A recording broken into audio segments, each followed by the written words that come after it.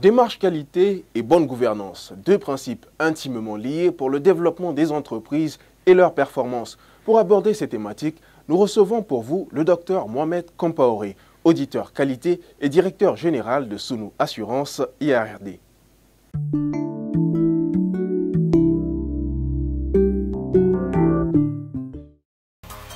Le docteur Mohamed Kompaoré possède une double qualification de juriste et gestionnaire. Docteur en Business Administration, il est auditeur qualité et responsable certifié IRCA.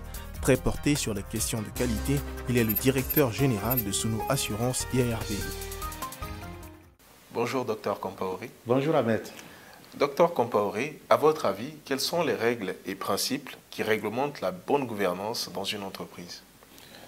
Les règles de bonne gouvernance sont principalement régies par l'acte uniforme OHADA relatif aux droits des sociétés commerciales et du groupement d'intérêt économique.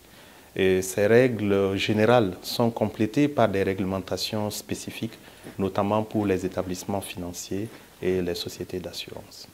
Il est important de rappeler que les structures de gouvernance visent à permettre d'organiser la gestion courante de l'entreprise, ce tout en protégeant les intérêts de tous les acteurs. Conséquemment, la bonne gouvernance s'apprécie par la gestion saine et l'équilibre des pouvoirs ainsi que des responsabilités au sein de l'entreprise. Je précise que les principaux mécanismes de gouvernance concernent l'actionnariat, le fonctionnement du conseil d'administration, les contrôles internes et externes, ainsi que la politique de rémunération des dirigeants. Quelle définition retenez-vous de la démarche qualité? Permettez-moi de commencer par la définition de la qualité. Nous n'allons pas faire une revue de littérature. Je voudrais m'en tenir à la définition d'un seul auteur que je trouve complète. C'est celle de Chandru Patla.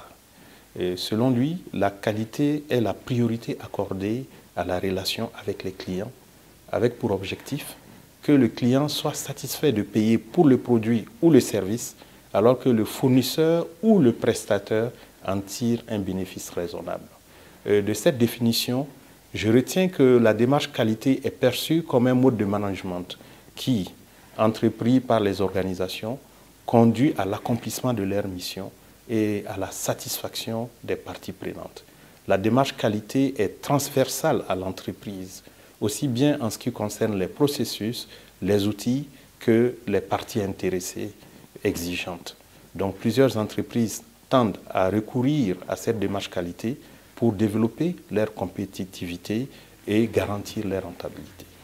Docteur Kompaoré, quelle approche conseilleriez-vous aux entreprises pour s'inscrire durablement dans une logique de bonne gouvernance?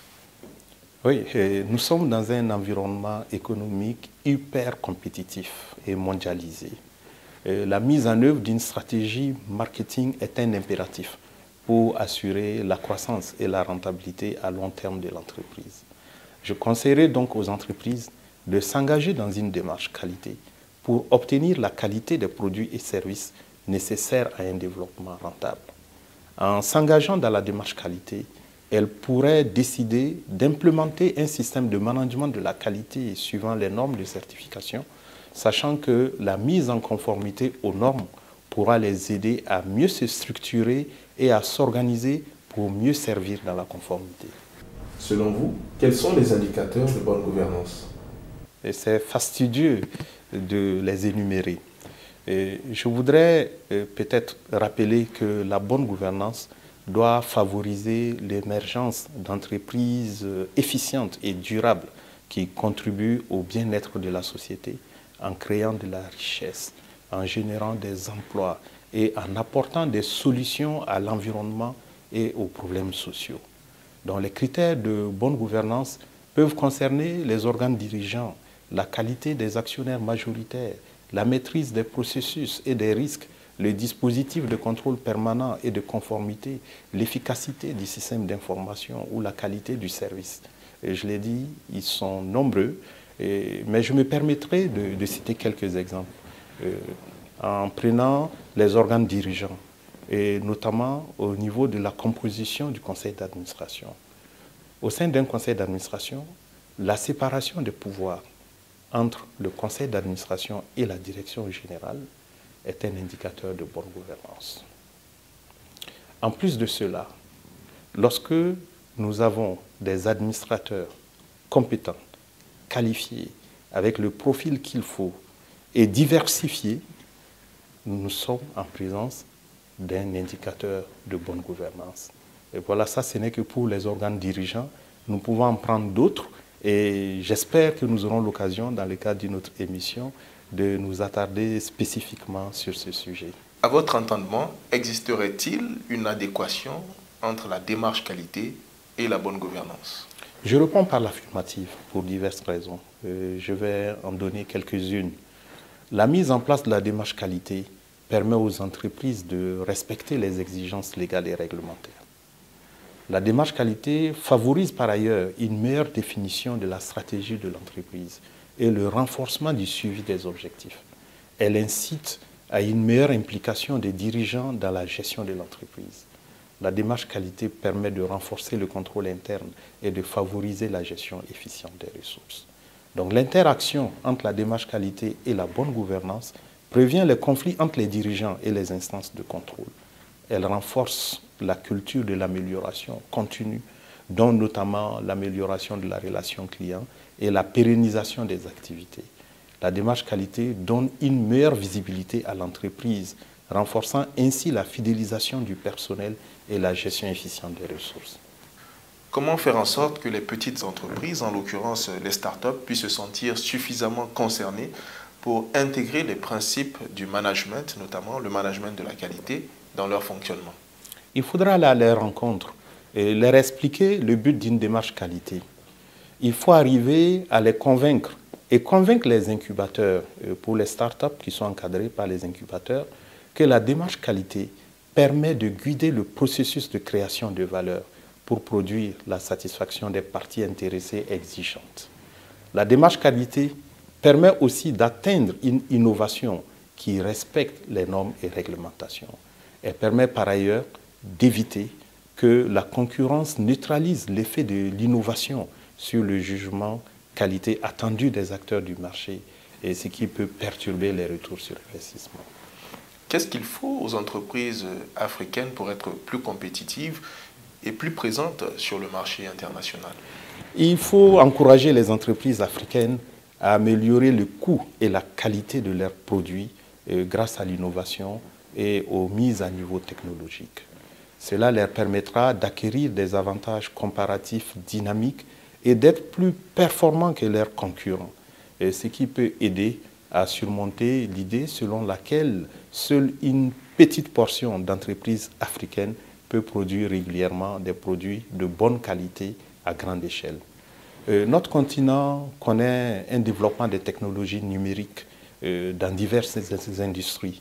Nous observons un intérêt croissant pour les plateformes de commerce électronique, par exemple, ou pour les solutions fintech, ou pour l'argent mobile et d'autres outils numériques. Donc le changement avec la transformation digitale devra libérer le potentiel du commerce numérique en Afrique et permettre aux entreprises, en particulier les petites et moyennes entreprises, d'étendre leur portée et de puiser dans de nouveaux marchés. Avec l'entrée en vigueur de la ZLECAf, quelle attitude devraient adopter les entreprises africaines pour mieux profiter du marché africain? Oui, de nos jours, plusieurs sont ceux qui s'interrogent sur l'efficacité du multilatéralisme, et en particulier face aux changements économiques et géopolitiques mondiaux. C'est l'actualité. Ces interrogations soulignent l'importance de trouver des solutions nationales aux problèmes nationaux et continentaux.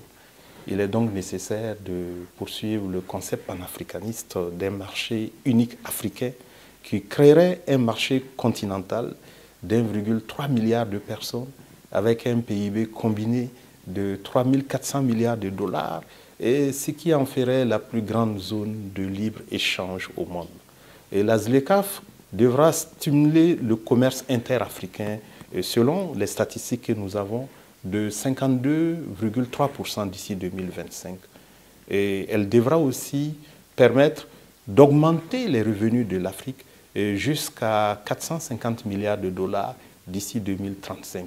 Et là, c'est selon les FMI. Et sortir en plus 30 millions d'Africains de l'extrême pauvreté. Et les pays africains doivent devenir des compétiteurs mondiaux et bénéficier de la ZLECAf en investissant dans des infrastructures essentielles, en promouvant l'innovation et la technologie.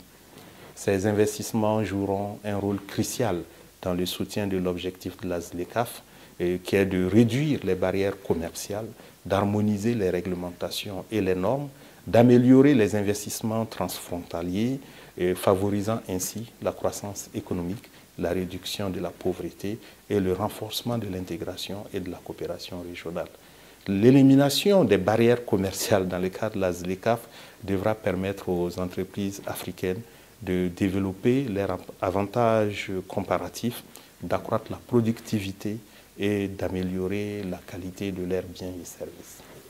C'est tout pour cet entretien, Dr Compaoré. Je vous remercie. C'est moi qui vous remercie. Et je remercie Africanorm de me donner l'opportunité de pouvoir échanger sur des sujets d'intérêt et d'actualité. Merci. Merci beaucoup.